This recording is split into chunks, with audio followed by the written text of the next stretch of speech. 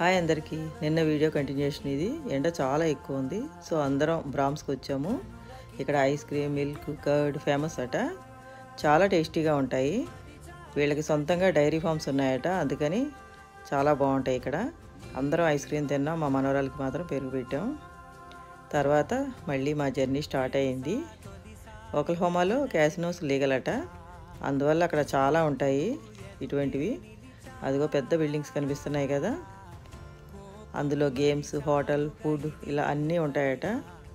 మన తెలుగులో చెప్పాలంటే జోదం టైప్ అనమాట.